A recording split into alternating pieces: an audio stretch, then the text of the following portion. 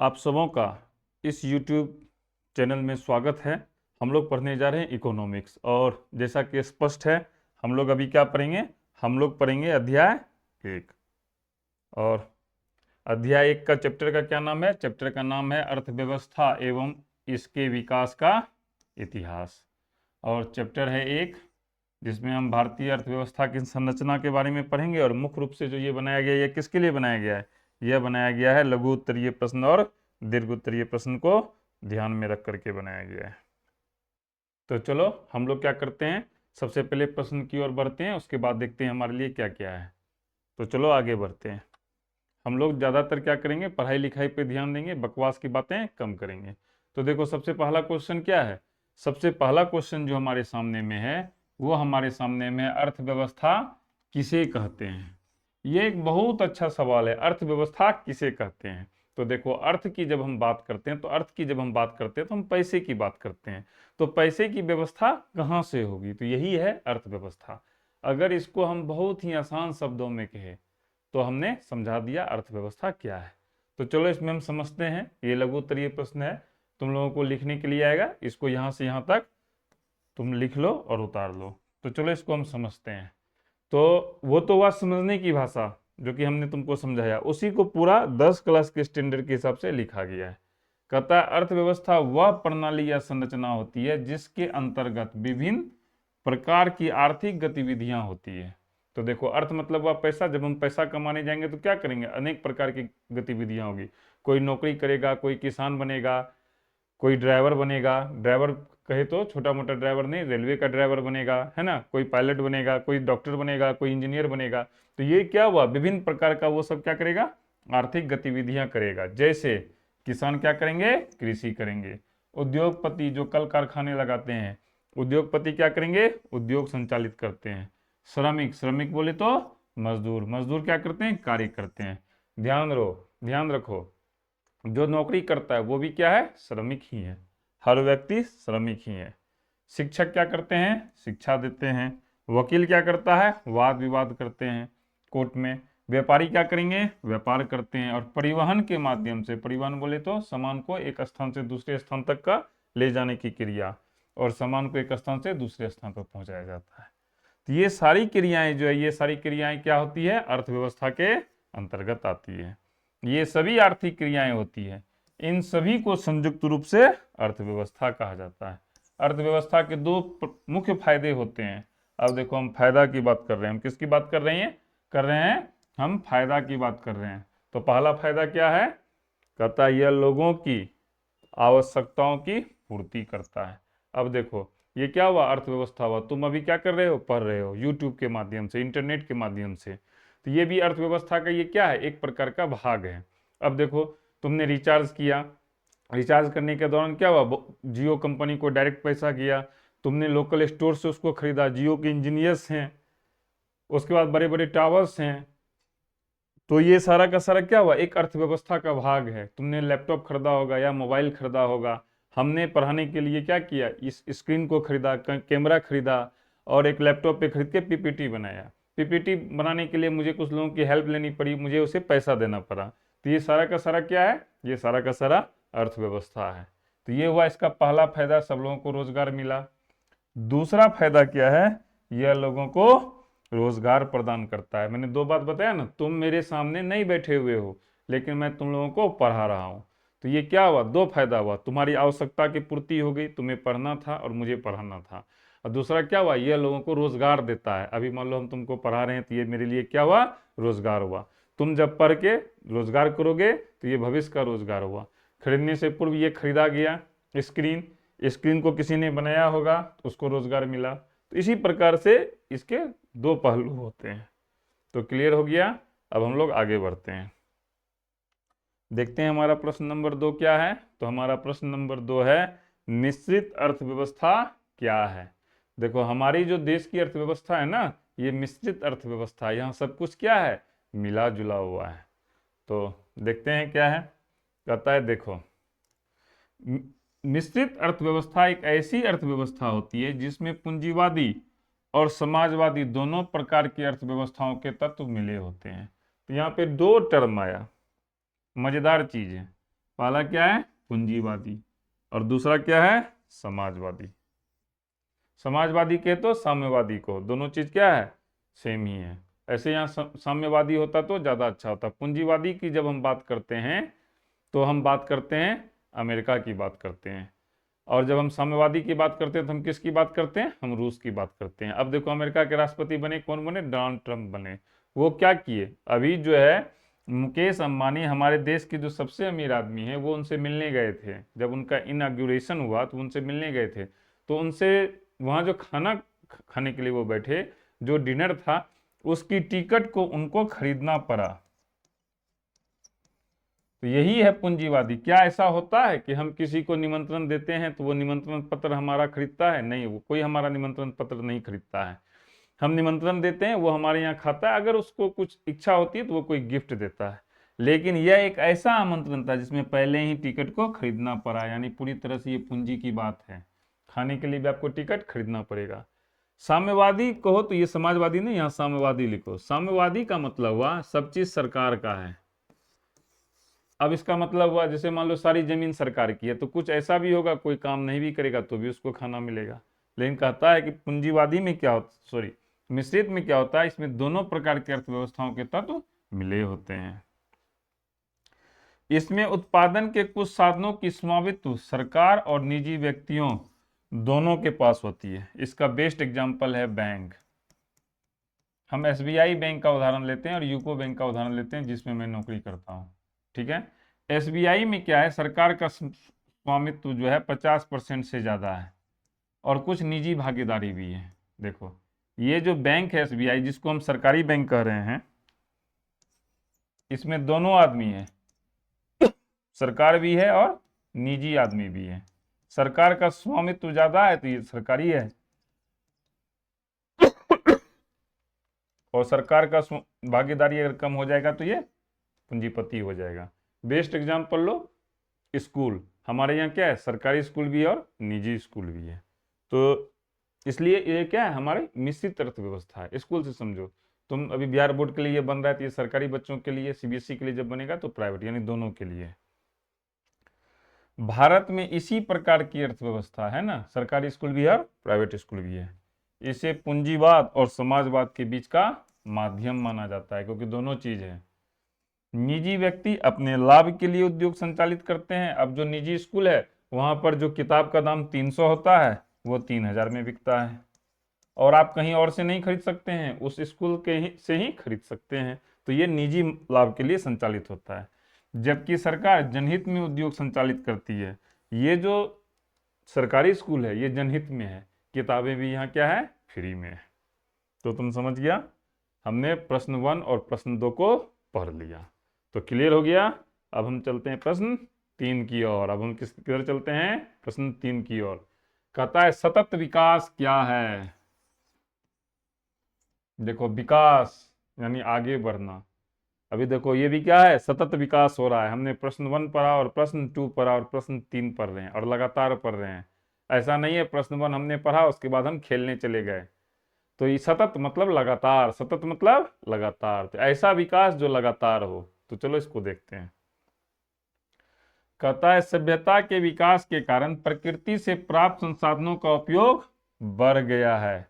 उदाहरण स्वरूप कोयला, पेट्रोलियम गैस, वनस्पति साधन, जल आदि का अधिक उपयोग हो रहा है। इसका ध्यान नहीं रखा जाता है कि एक बार ये समाप्त हो जाने पर ये पुनः प्राप्त नहीं हो सकते। बहुत अच्छी बात है। अब तुम ध्यान रखोगे, अगर आज से 10 साल पहले की तुम बात करोगे तो हमारे बिहार में उतने गाड़ियां नहीं थी जितनी गाड़ियां अभी है। पहले जो पढ़ाई का माध्यम था ये इस तरह से ऑनलाइन नहीं था, केवल ऑफलाइन था।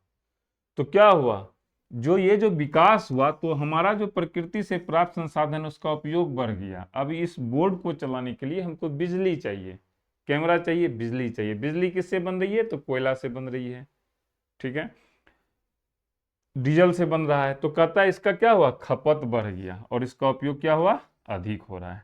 जब हम किसी चीज का अधिक उपयोग करेंगे तो फिर क्या होगा, जैसे हम उसका अधिक उपयोग करेंगे तो वो खत्म हो जाएगा। क्या हो जाएगा, खत्म हो जाएगा। अगर तुम तुम्हारे पास कोई कलम है, तुम उसको लिखते गया तो वो क्या हो जाएगा, खत्म हो जाएगा। तो वही कहता है एक बार ये समाप्त हो जाने पर ये पुनः प्राप्त नहीं हो सकते हैं। अब कुछ ऊर्जा का साधन है, जब एक बार समाप्त हो जाएगा, अगर कोई कलम की जो रिफिल है वो खत्म हो जाएगी तो क्या वो पुनः मिलता है, नहीं मिलता है, हमको फिर खरीदना पड़ता है। उसी तरह से ये पुनः प्राप्त नहीं हो सकते।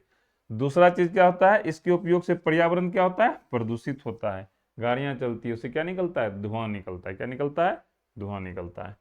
इसलिए इनका उपयोग ऐसे तरीके से करना चाहिए जो समाप्ति को रोके और अगली पीढ़ी के लिए भी इन्हें बचा कर रखें। यही वह सतत विकास जो लगातार रहे।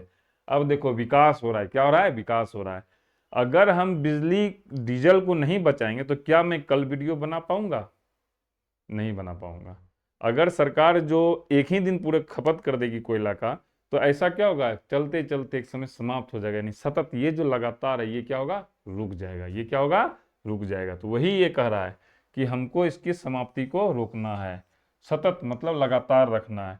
और कैसे लगातार रखेंगे, जब हम उसकी समाप्ति को रोकेंगे। और जब हम किसी चीज को रोकेंगे, बचाएंगे, तो वो किसके लिए मिलेगा, अगली पीढ़ी के लिए भी इन्हें बचा कर रखें। इसको हम समझते हैं जमीन से।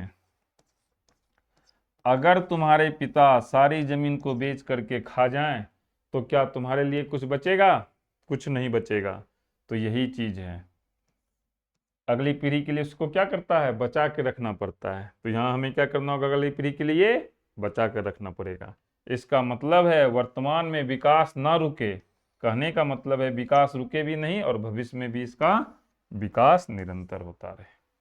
क्लियर हो गया। हमने प्रश्न 1 पढ़ लिया, हमने प्रश्न 2 पढ़ लिया और हमने प्रश्न 3 पढ़ लिया। अब हम पढ़ेंगे प्रश्न नंबर 4। अब हम क्या पढ़ेंगे, प्रश्न नंबर 4। आर्थिक नियोजन क्या है। परिवार नियोजन समझा होगा, है ना। नियोजन इकाइयां होती है। पहले होता था क्या, मास्टर सब में नियोजन इकाइयां होती थी। जब मैं 2011 में टीचर बना था, टेट पास करके सरकारी विद्यालय में, उस समय नियोजन इकाइयां हुआ करती थी। नियोजन मतलब नौकरियां मिला। तो यहाँ कर रहा है आर्थिक नियोजन, यानी पैसे का नियोजन कर रहे हैं। क्या कर रहे हैं, चलो इसको पढ़ते हैं और फिर समझते हैं। कहता है देश की प्राथमिकताओं के आधार पर उपलब्ध आर्थिक संसाधनों का योजनाबद्ध और समन्वित रूप से विभिन्न विकास कार्यों में उपयोग करना। नियोजन सुनने में बहुत अच्छा लगा। योजना जो निश्चित हो, इसको अगर समझो, मुझे अगर इसके को कहा जाए कि इसका व्याख्या कीजिए, तो मैं इसको 2 भाग में बांटता हूँ, नी और योजन। नी को मैं निश्चित करता हूँ, योजन को मैं योजना समझता हूँ। यानी आर्थिक रूप से एक ऐसी निश्चित योजना बनाइए। हम देश की बात कर रहे हैं, अपने देश भारत की बात कर रहे हैं। तो इसका क्या मतलब हुआ, जब देश की बात करेंगे तो कोई चीज क्या होगा, वो योजनाबद्ध होगा और समन्वित रूप से होगा। सभी लोगों को हमको लेके चलना है, हमारा देश है, हम किसी को छोड़ के आगे नहीं बढ़ सकते हैं। क्लास में जरूर हम ज़्यादा पढ़ करके आगे बढ़ सकते हैं, लेकिन देश में हम किसी को नहीं छोड़ सकते हैं। देश है तो यहाँ क्या होगा, विभिन्न विकास कार्य होगा, उसमें क्या करेंगे, उपयोग करेंगे। अब यहाँ पर एक बहुत इंपॉर्टेंट बात आता है। क्या आता है, देश की प्राथमिकताओं के आधार पर। किसके प्राथमिकताओं के आधार पर, देश की प्राथमिकताओं के आधार पर। अब जैसे देखो, हम बिहार राज्य की बात लेते हैं, तो बिहार राज्य की भी प्राथमिकता क्या है, अगर देश की यहाँ पे क्या है, हमारे पास उर्वरक जमीन ज्यादा है, हमारे पास उर्वरक जमीन ज्यादा है। भागलपुर के साइड में पहाड़ है, अगर उद्योग लगाना हो तो वहां लगे, और कृषि योग्य भूमि पे कृषि हो, क्योंकि लोगों को खाना भी खाना है। तो यही चीज यहाँ पर है। कहता है इसमें मानव संसाधन का भी समावेश होता है। मानव संसाधन क्या हुआ, अभी जो मैं तुमको पढ़ा रहा हूं, मैं एक संसाधन हूं। मैं क्या हूं, एक संसाधन हूं। इसमें एक वाक्य में यूं कहा जा सकता है, अगर हमको इसको एक ही वाक्य में कहना हो आर्थिक नियोजन क्या है, तो क्या कहोगे तुम, आर्थिक नियोजन मतलब होता है देश की प्राथमिकताओं के अनुरूप देश के संसाधनों का विकास कार्यों में उपयोग। इसको ऐसे ही समझो, परिवार के हिसाब से जब कोई व्यक्ति बीमार पड़ता है परिवार में, तो हम क्या करते हैं, सारा पैसा उसके इलाज में लगाते हैं। यानी हमने प्राथमिकताओं को तय किया। उसी तरह से देश की संसाधन, और कोई अगर पढ़ने वाला होता है परिवार में, तो गार्जियन क्या करते हैं, उसके पीछे ज़्यादा पैसा लगाते हैं क्योंकि उसकी सफलता की संभावना है। कोई बच्चा अगर किन्हीं का डॉक्टर बन सकता है और एक बच्चा इंजीनियर बन सकता है, तो गार्जियन क्या करते हैं, दोनों के पीछे पैसे लगाते हैं। इसमें ज़्यादा पैसा लगता है तो इसमें ज़्यादा लगाते हैं, इसमें कम पैसा लगता है तो इसमें कम पैसा लगाते हैं। यानी प्राथमिकताओं के आधार पर संसाधनों का विकास कार्यों में उपयोग होता है। क्लियर हो गया प्रश्न नंबर 4। अब हम बढ़ते हैं प्रश्न नंबर 5। अब हम कहाँ बढ़ते हैं, प्रश्न नंबर 5। मानव विकास रिपोर्ट क्या है। बहुत अच्छा। देखो कुछ चीजें तुम अपने तरीके से भी लिख सकते हो। हम बात कर रहे हैं विकास की, किसकी विकास की बात कर रहे हैं, हम बात करेंगे मानव के विकास की। किसकी विकास की बात करेंगे, मानव के विकास की। तो देखो कहता है मानव विकास रिपोर्ट, किसकी बात कर रहे हैं, मानव विकास रिपोर्ट। ये जो क्वेश्चन है ना, ये कंपटीशन में भी पूछता है, ये विकास रिपोर्ट कौन जारी करता है, और 1 नंबर पूरा। ठीक है, तो तुम लोग का 1 नंबर पूरा हो गया। कौन जारी करता है, संयुक्त राष्ट्र प्रकाशित करता है। ये संयुक्त राष्ट्र के विकास कार्यक्रम का हिस्सा है कि मानव का विकास कैसे हो रहा है। जब हम मानव के विकास की बात कर रहे हैं तो हम पूरी दुनिया के मानव की विकास की बात करते हैं, इसलिए इसको कौन जारी करता है, इसको संयुक्त राष्ट्र जारी करता है। इस रिपोर्ट में अब क्या क्या होता है, ये विश्व का बात हो रहा है तो विश्व के सभी देश होंगे, सभी नस्ल होंगे, सभी जातियां होंगी, स्त्री होगा, पुरुष होगा, सारा चीज इसमें समाहित होगा। तो देखो, तो विभिन्न देश आ गया।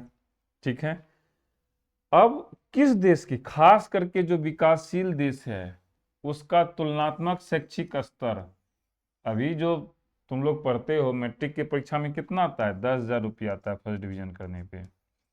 फिर सेकेंड इंटर के पास बाद मिलता है, ग्रेजुएशन के बाद मिलता है। क्या ये सरकार देती है, लेकिन सरकार को कहाँ से आता है, तो सरकार को भी वही मानव विकास रिपोर्ट में बहुत के से ग्रांट मिलता है। खिचड़ी का जो प्रोग्राम है, ये सब पैसा सर्व शिक्षा अभियान की तरह केंद्र सरकार भी देती है, केंद्र सरकार को भी ग्रांट मिलती है, और हमारा देश भी गरीब देशों को मदद करती है। स्वास्थ्य की स्थिति, अभी जो हॉस्पिटल जाओगे तो हॉस्पिटल का क्या है, जो शैक्षणिक स्तर है वो काफी बढ़ गया है। और प्रति व्यक्ति आय का विश्लेषण किया जाता है। मानव विकास के 3 प्रमुख सूचक हैं। क्या क्या सूचक हैं, जीवन काल, कि व्यक्ति का जो जीवन काल है वो कितना, एवरेज आयु कितना है, जैसे अभी हमारे यहाँ क्या 70 वर्ष लगभग लोग जीते हैं, तो यही बात जीवन काल। शिक्षा की प्राप्ति, लोग कहाँ तक पढ़ रहे हैं, इसलिए क्या किया गया, मैट्रिक की परीक्षा में 10,000 दिया जा रहा है ताकि लोग 10,000 प्राप्त करने के लिए पढ़ें, है ना। और नागरिकों की जीवन शैली, उनके जीवन का शैली कैसा है। तो ये भी क्लियर हो गया। हमने प्रश्न 5 भी पढ़ लिया है। अब हम प्रश्न नंबर 6 की ओर बढ़ते हैं। Very good. आंतरिक संरचना पर प्रकाश डालें। जब हम आंतरिक संरचना की बात करते हैं तो देखो, अगर हम परिवार की संरचना की बात करते हैं तो हम क्या देखते हैं, हमारे परिवार के पास पैसा कहाँ से आ रहा है। मान लो कोई परिवार है, उसके घर में कोई नौकरी करने वाला है, तो जो नौकरी करता है वहां से पैसा आता है। उसके पास कुछ कृषि योग्य भूमि है तो कृषि से उसके पास पैसा आएगा। मान लो उसको 2-3 रूम भी है जिससे रेंट आता है तो वो भी आएगा। उसकी माँ हो सकता है जीविका में काम करती हो तो वहां से भी पैसा आएगा। तो उसी आंतरिक संरचना पर प्रकाश डालने के लिए ये हमको कह रहा है। तो देखो, जब हम देश या राज्य की आंतरिक संरचना की बात करते हैं तो हम किसकी बात करते हैं, हम आधारभूत संरचना की बात करते हैं। कहता ये उतनी ही सुदृढ़ और विकसित होती है, वह देश या राज्य उतना ही आर्थिक रूप से सशक्त होता है। देखो, किसी का भी परिवार जितना सुदृढ़ और विकसित होगा, अगर उस परिवार में नौकरी करने वाला भी है, कृषि योग्य भूमि भी है, शहर में भी मकान है, चलने के लिए, घूमने के लिए उसके पास गाड़ी भी है, तो क्या होगा, वह परिवार सशक्त होगा। तो उसी तरह से अगर देश में सारा चीज है तो वह देश या राज्य क्या होगा, आर्थिक रूप से सशक्त होता है। जब हम देश की बात करते हैं या राज्य की बात करते हैं तो हमारे पास बिजली होनी चाहिए। हर काम के लिए बिजली जरूरी है। अभी तुम इसलिए पढ़ रहे हो, मोबाइल में इसलिए देख रहे हो क्योंकि बिजली है। सड़क होना चाहिए। सड़क क्यों होना चाहिए, क्योंकि हमको एक जगह से अगर दूसरी जगह माल को ले जाना हो तो उसके लिए हमको क्या चाहिए, सड़क चाहिए। परिवहन का साधन होना चाहिए। संचार सुविधा होना चाहिए। अब जैसे देखो, कोरोना में क्या था, सारा चीज बंद था। उस समय मैं बैंक में नौकरी करता था और जब 300 किलोमीटर था मेरा घर जहाँ मैं नौकरी करता था, तो वहां से जब मैं आता था तो कुछ नहीं होता था, कुछ नहीं रास्ते में मिलता था। लेकिन उसमें परिवार का जो बात करने के जो साधन थे वो क्या था, संचार सुविधा था। लोग फोन से बात कर रहे थे। बैंकिंग हो, बैंकिंग व्यवस्था सुदृढ़ हो। बैंकिंग क्यों हो? कुछ बहुत लोगों के पास क्या होता है, ज्ञान होता है, लेकिन उसके पास पैसे की कमी होती है, तो बैंक उसको लोन देती है। तुम भी हो सकता है, तुमको ज्ञान होगा, तुम आईआईटी मेडिकल पास कर जाओगे, लेकिन अगर पैसे की कमी होगी तो बैंक से शिक्षा ऋण मिलेगा। बैंक से क्या मिलेगा? शिक्षा ऋण मिलेगा। स्कूल हो, कॉलेज हो और अस्पताल हो। अगर बीमार पड़ गया तो अस्पताल हो। ये सारा चीज इसमें शामिल होता है। ये सभी साधन आर्थिक विकास के मुख्य आधार होते हैं। आर्थिक विकास के क्या होते हैं? मुख्य आधार होते हैं। इसे आंतरिक संरचना और आधारभूत ढांचा भी कहा जाता है। आंतरिक संरचना की विकास योग्यता ही देश या राज्य की विकास योग्यता का मापदंड होता है। तो क्लियर हो गया? हमने इस प्रश्न को भी पढ़ लिया। अब हम अगले प्रश्न की ओर बढ़ते हैं। अब हम लोग लॉन्ग आंसर क्वेश्चन की ओर बढ़ेंगे। किस में बढ़ेंगे? लॉन्ग आंसर क्वेश्चन की ओर बढ़ेंगे। मैं चाहूंगा कि तुम इस वीडियो को देखो, पॉज करके लिखो और 3 से 4 बार प्रत्येक क्वेश्चन को लिखो, और जो नंबर्स हैं उस पर तुम उसको व्हाट्सएप करो। मैं एक एक चीज को देखता हूँ। तो चलो देखते हैं हमारा अगला क्वेश्चन क्या है। देखो, ये लॉन्ग आंसर क्वेश्चन से ज्यादा होगा, तो हमने क्या किया, इसको 2 स्लाइड में लिखा है। इस एरो का मतलब है कि बाद में भी कुछ है, बाद में भी कुछ है, और ये जो एरो आएगा तो ये क्या हो गया, समाप्त हो गया। यानी ये क्या है, 2 स्लाइड में। ये क्या है, 2 स्लाइड में। तो चलो हम लोग पिछली स्लाइड की ओर चलते हैं। अर्थव्यवस्था की संरचना से क्या समझते हैं? इन्हें कितने भागों में बांटा गया है? ठीक है, तो कहता है अर्थव्यवस्था की संरचना का तात्पर्य होता है उत्पादन के विभिन्न क्षेत्रों में इसके विभाजन से। देखो, हम संरचना की बात करते हैं। अगर हम तुम्हारे स्कूल की संरचना की बात करें तो हो सकता है तुम 10+2 स्कूल में पढ़ते हो, ठीक है, तो 1 से 5 तक का क्लास अलग होगा, 6 से 8 तक अलग होगा, और 9, 10, 11, 12 अलग होगा। तो ये क्या हुआ, संरचना हुआ। ये क्या हुआ, संरचना हुआ। तो उस संरचना का ही हम बात कर रहे हैं। यानी हम क्या कर रहे हैं, हम विभाजन किए। हमने क्या किया, पूरे क्लास को विभाजित कर दिया। हमने पूरी क्लास को क्या किया, विभाजित कर दिया। तो उसी तरह से हमने क्या किया, उत्पादन के विभिन्न क्षेत्रों में इसका विभाजन कर दिया।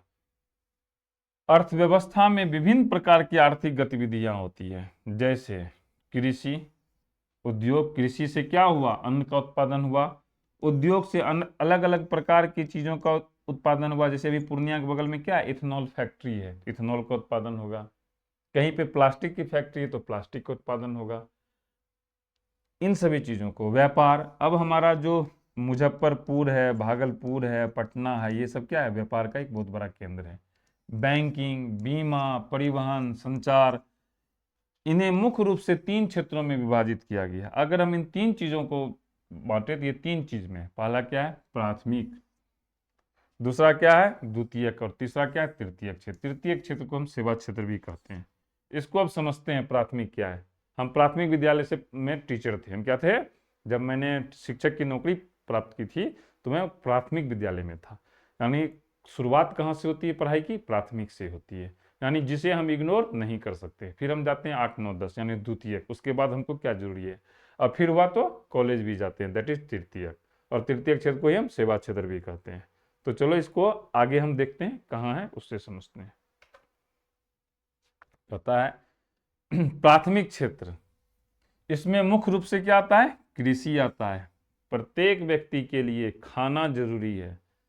पेट में अन्न रहेगा तभी कुछ हो सकता है ना। भूखे को भजन नहीं। यानी कोई व्यक्ति अगर भूखा है तो उसके सामने हम कितना भी भजन गा लें उसके ऊपर कोई फर्क नहीं पड़ता है। तो यहाँ वही चीज है। पशुपालन यानी कृषि से संबंधित जितना चीज होगा उसको हम क्या कहेंगे, प्राथमिक कहेंगे। मछली पालन, मुर्गी पालन, अन्य वस्तुओं का संग्रह या प्राप्ति जैसे व्यवसाय शामिल होते हैं। ये सब ग्रामीण जीवन के आधार हैं। ये हो गया प्राथमिक। यानी गांव की बात अगर हम करते हैं तो वो प्राथमिक। गांव के बाद हम जाते हैं शहर। अगर किसी व्यक्ति को कुछ ज्यादा अगर पैसा हो जाता है तो वो क्या करता है, शहर में भी अपने लिए जमीन खरीद लेता है, घर बना लेता है। तो अब आते हैं द्वितीयक क्षेत्र में। द्वितीयक क्षेत्र की जब हम बात करते हैं तो इसमें हम खनिज संसाधनों को निकालना कहते हैं। अब आते हैं उद्योग में। कृषि के बाद हम जाते हैं उद्योग। उद्योग बोले तो द्वितीय क्षेत्र, ठीक है। और अच्छे से समझना हो तो कृषि मतलब समझ लो बिहार, और द्वितीय मतलब झारखंड को समझ लो खनिज। उत्पादन करना, जिसमें पेट्रोलियम तेल तथा गैस निकालने के साथ बिजली उत्पादन के काम भी आते हैं। इसी दृष्टि से इसको हम द्वितीय क्षेत्र या औद्योगिक क्षेत्र भी कह सकते हैं। अब जो है तृतीय क्षेत्र हो गया। पहले तो था दो ही चीज, खाए और बनाए, खाए और बनाए। हमने क्या किया, हमने मकई उपजाया, हमने क्या किया, मकई को उपजाया, गांव में भुट्टा खाया। लेकिन अब यहां पर एक आया उद्योग, उसने इसको क्या किया, पॉपकॉर्न बना दिया, और सिनेमा घर में वो भुट्टा 300 टका में बिकना शुरू हो गया, पॉपकॉर्न बन गया। तो अब जो इस गांव में जो मकई उपजा और यहां जो पॉपकॉर्न बनाया, वो किसी कंपनी में बना, कोई कंपनी उसको बनाई किसी उद्योग में, ठीक है, उद्योग लगा के बनाई।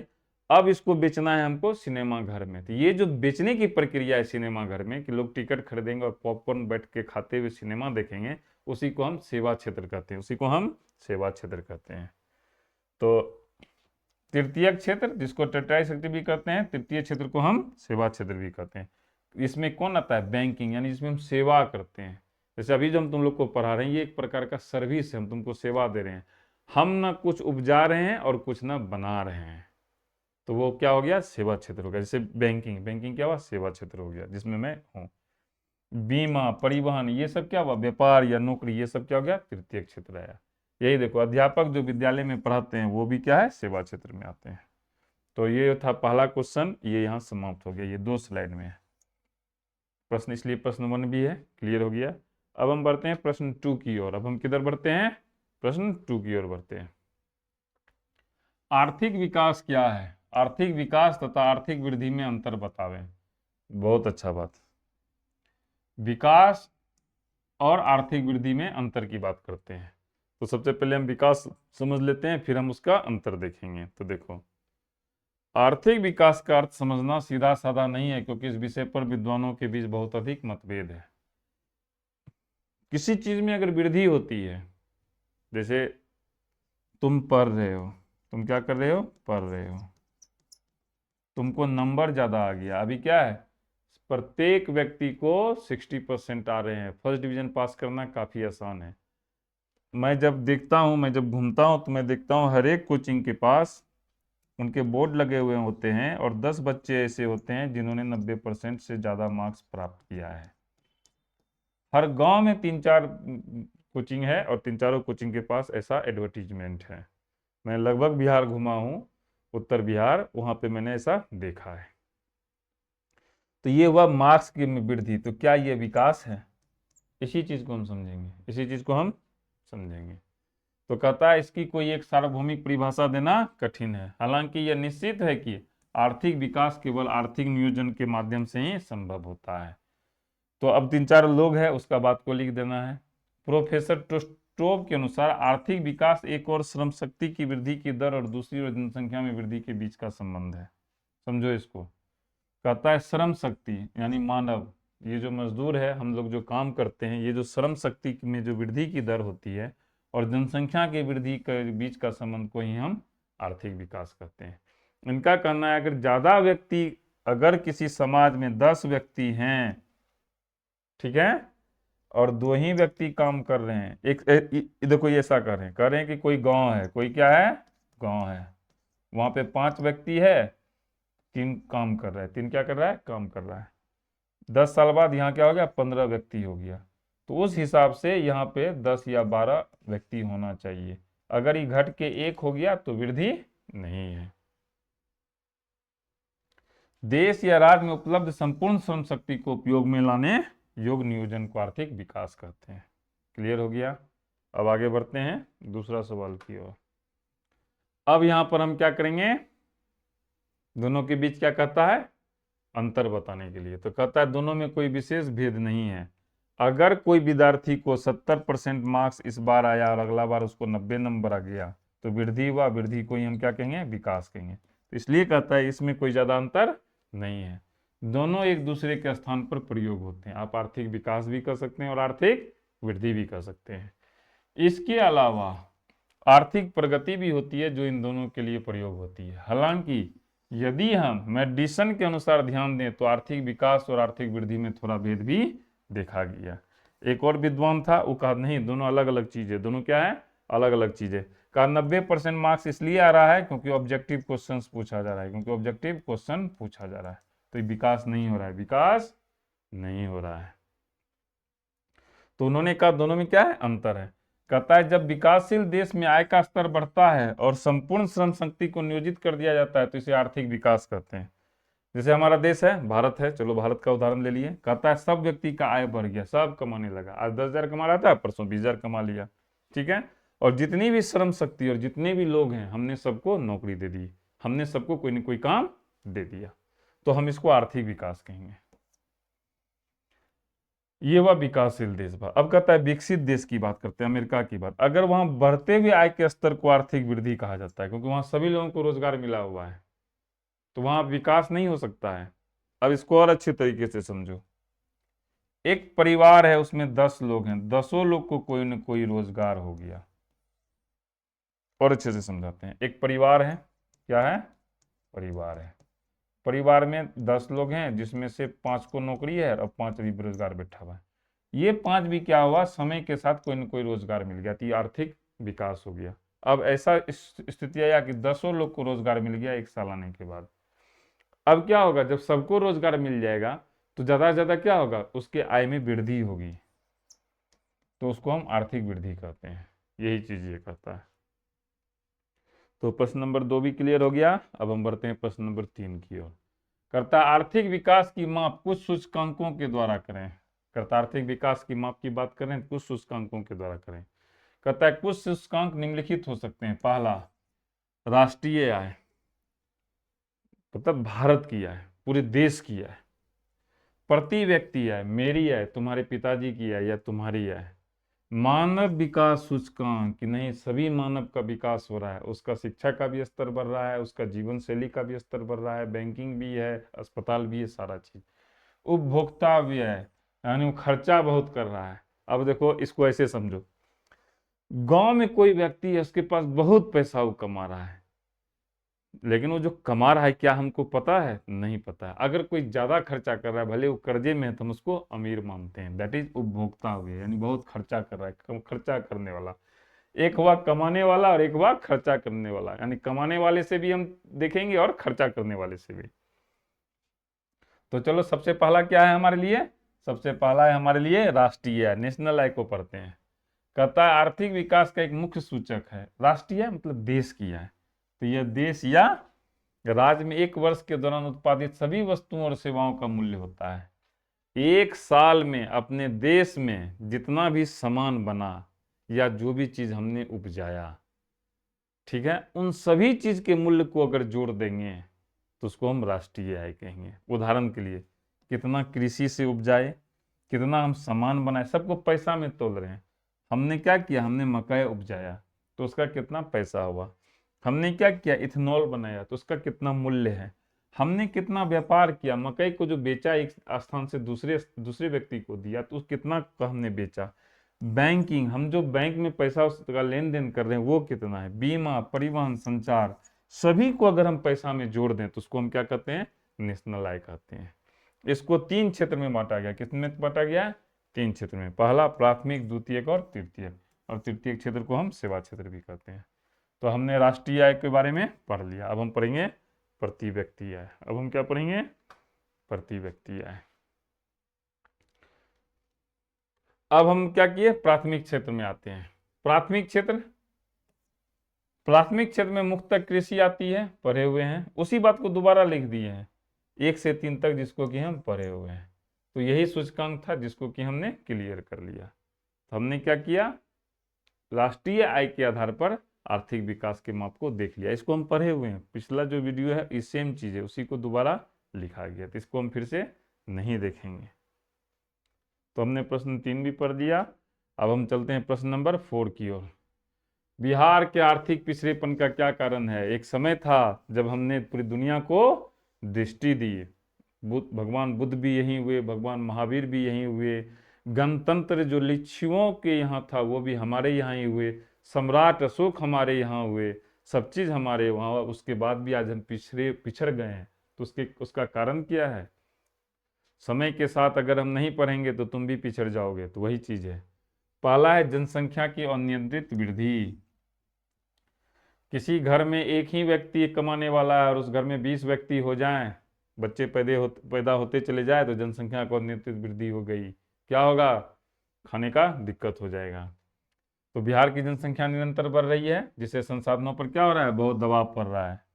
दूसरा, आधारभूत संरचना की कमी। किसी के पास जनसंख्या है भी तो कोई बात नहीं है, कोई परिवार ऐसा है जिसके घर में 10 व्यक्ति हैं तो कोई बात नहीं है, लेकिन अगर उसके पास पर्याप्त मात्रा में कृषि योग्य भूमि है, रहने के लिए घर है, और कुछ लोग नौकरी करते हैं, हर तरह से आय हो रही है, तो कोई दिक्कत नहीं। यानी क्या है? आधारभूत संरचना है उनके पास। अगर उसकी कमी हो जाए, यानी हमारे पास क्या हो? राज्य में सड़क नहीं हो, बिजली नहीं हो, सिंचाई नहीं हो, इसकी आवश्यकताओं को पूरी तरह से पूर्ति नहीं हो पा रही है। अभी भी सब जगह सड़क बन ही रहा है, बिजली तो खैर सब जगह पहुंच गया, खेतों में नहीं पहुंचा है। सिंचाई, अभी क्या है? हम जमीन से पानी निकालते हैं, जबकि हमारा बहुत सारा पानी बह करके गंगा में मिल करके बंगाल की खाड़ी में चला जाता है। दूसरा, यहाँ शिक्षा और स्वास्थ्य सुविधाएं की भी कमी है। अभी भी शिक्षा के क्षेत्र में अच्छे शिक्षक नहीं हैं। टॉपर्स को खरीदा जाता है, ठीक है। और स्वास्थ्य सुविधाएं नहीं है। अगर गांव में कुछ हो जाए तो हमें सीधा पूर्णिया दौड़ना पड़ेगा, कटिहार दौड़ना पड़ेगा, भागलपुर दौड़ना पड़ेगा। अब अलग बात है, सभी डिस्ट्रिक्ट में मेडिकल कॉलेज एंड हॉस्पिटल्स बनाए जा रहे हैं। कृषि पर अत्यधिक निर्भरता। अभी भी हर व्यक्ति से पूछो तुम्हारे पापा क्या करते हैं, तो सब बोलेंगे किसान है। सब क्या बोलेगा? किसान है। यानी हमारा जो परिवार है वो किस पर निर्भर है? वो कृषि पर निर्भर है। बिहार की जनसंख्या का एक बड़ा हिस्सा केवल कृषि पर ही निर्भर है, हालांकि यहाँ की कृषि प्रगति की पथ पर नहीं है। चौथा, अब देखो पंजाब की भी जनसंख्या कृषि पर निर्भर है, लेकिन वो प्रगति के पथ पर है। क्यों? क्योंकि उन लोगों ने क्या किया? अपने सभी जमीन को एक जगह कर लिया। अपने तरह नहीं है, उसका 1 बीघा यहाँ है, दूसरा बीघा कहीं और है, तीसरा बीघा कहीं और है। चौथा, बाढ़ और सूखा की समस्या। अब देखो उत्तर बिहार में हमें, अब उसको छोड़ो, गंगा के उस पार भागलपुर है और गंगा के इस पार नगोछिया है। ये पानी में डूबा हुआ रहता है नगोछिया, और उधर जाओगे तो पानी है ही नहीं, पहाड़ है। पानी कितनी दिक्कत है। तो एक तरफ बाढ़ है, पानी ज्यादा है, दूसरी तरफ क्या है? सूखा है। तो यहाँ की कृषि फसल प्रभावित होती है। एक पानी में डूब के खत्म हो गया, एक को पानी ही नहीं मिला, तो ये प्रॉब्लम है। तो ये 2 स्लाइड में है, एक स्लाइड हम पढ़ लिए हैं, नीचे हमारे पास कुछ और भी है। तो आगे बढ़ते हैं। औद्योगिक विकास की कमी। हमारे यहाँ उद्योग नहीं है। जितना उद्योग था सब कहाँ चला गया? झारखंड में चला गया। सब कहाँ चला गया? झारखंड में चला गया। राज्य के विभाजन के बाद सभी खनिज संसाधन और बड़े उद्योग झारखंड में चले गए। गरीबी, हमारे यहाँ गरीबी बहुत है। बिहार देश के सबसे गरीब राज्यों में से एक है। यहाँ की प्रति व्यक्ति आय राष्ट्रीय आय से काफी कम है। कानून व्यवस्था की कमजोरी, कानून व्यवस्था भी खराब है। हालांकि अब ये स्थिति नहीं है, अब कानून व्यवस्था बहुत अच्छी हो चुकी है हमारे राज्य में। हमारे जो पुलिस पदाधिकारी हैं वो बहुत अच्छे तरीके से काम कर रहे हैं। 8वां नंबर, प्रशासनिक दुर्भाग्य। ये बहुत अच्छी बात है। बिहार की प्रशासनिक स्थिति खराब है। नौकरशाह अपने आप को सर्वोच्च मानते हैं। किसी भी कार्यपालक में आप स्पष्ट रूप से देख सकते हैं। ये तो स्थिति खराब है अपने यहाँ। कोई भी सरकारी काम बिना घूस के पैसे का नहीं होता है। कोई भी डिपार्टमेंट चले जाओ, तुम जब तक चढ़ावा नहीं दोगे तो तुम्हारा काम नहीं होगा। ये सबसे बड़ी बीमारी है। तो हमने देख लिया, हमने प्रश्न नंबर 4 को देख लिया। अब हम चलते हैं प्रश्न नंबर 5 की ओर। 4 का ख देखते हैं। 4 का क पढ़ लिए, 4 का हम लोग ख देखते हैं। तो क्या है हमारे लिए, देखते हैं। बिहार के पिछड़ेपन को दूर करने के लिए कुछ मुख्य उपाय बताएं। अब कहता है हमारा राज्य जो पिछड़ा हुआ है उसका हमको कुछ उपाय बताइए। तो कहता है क्या उपाय है? पहला, जनसंख्या नियंत्रण। देखो, जब तुम जाओगे आर्मी अफसर के इंटरव्यू में, मैं वहाँ कई बार गया हूँ, तो वहाँ बहुत बार हमें प्रॉब्लम को सॉल्व करने के लिए दिया जाता है। तो सबसे पहले हमें ये आइडेंटिफाई करना पड़ता है कि प्रॉब्लम है क्या। फिर ये देखना होता है कि हमारे पास रिसोर्सेस क्या हैं जिससे कि हम उसको ठीक कर सकें। तो पहला प्रॉब्लम क्या था? जनसंख्या हमारा ज़्यादा था। तो हम क्या करेंगे? जनसंख्या का नियंत्रण करेंगे। नियंत्रण करने के लिए हम क्या करेंगे? हम परिवार नियोजन का काम करेंगे, और ये हमको क्या करना होगा? सख्ती से लागू करना होगा। महिला शिक्षा को बढ़ावा देना होगा। ऐसे महिलाओं का शिक्षा हमारे यहाँ बढ़ावा हो चुका है। दूसरा चीज, हमारी पूरी जनसंख्या किस पर डिपेंड है? कृषि पर। तो कृषि का उन्नयन हो, हम तो कृषि का उन्नयन होगा तो क्या होगा? ज्यादा पैदावार होगा, हम उसमें उद्योग नई नई मशीन लगाएंगे तो जो विकास होगा वो हमारा ज्यादा होगा। तीसरा, बाढ़ पर नियंत्रण। हमने क्या कहा था? सिंचाई का दिक्कत है, अगर नहर जो है वो सब जगह टूट गया, अगर नहर को हम ठीक कर दें और पानी को, जो कोसी बैरेज है वहां से निकाल करके अगर हम कोसी के पानी को सुदूर तक पहुंचा दें। हालांकि नीतीश जी ने, हमारे जो मुख्यमंत्री हैं श्री नीतीश कुमार, इन्होंने अच्छा काम किया, इन्होंने गंगा के पानी को अलग अलग राज्यों में भेजा है। तो वही चीज करता है, बाढ़ पर हमको नियंत्रण करना होगा और आधारभूत संरचना का विकास करना होगा, यानी सारा चीज हमको बनाना पड़ेगा। तो क्या होगा? तब इससे जो है आर्थिक विकास होगा। तो क्लियर हो गया। अब हम आगे बढ़ते हैं, दूसरा स्लाइड देखते हैं। दूसरा स्लाइड क्या है? कहता है उद्योग का विकास करना होगा, सभी जगह हमको नया कल कारखाना लगाना होगा, गरीबी उन्मूलन करना होगा। सरकार का ऐसा प्रयास अभी क्या है कि जो महिलाएं या पुरुष वृद्ध हो जाते हैं उनको कुछ रुपए दिए जाते हैं, उसी तरह अभी गरीबी उन्मूलन के लिए 2 लाख रुपये का लोन दिया जा रहा है। इस तरह का अगर प्रोग्राम चलता है तो राज्य का क्या होगा? विकास होगा। शांति व्यवस्था की स्थापना होगा। अब ऐसा हुआ कि कोई कमा रहा है, दूसरा उसका लूट करके चला गया, तो फिर नहीं होगा ना, कोई कमाना नहीं चाहेगा। तो शांति व्यवस्था की क्या हो? स्थापना हो। और सबसे ज्यादा ईमानदार प्रशासन हो, कि घूस के बिना कोई काम नहीं होता है, वो चीज ना हो। तो क्लियर हो गया, हमने 4 का ख भी पढ़ लिया।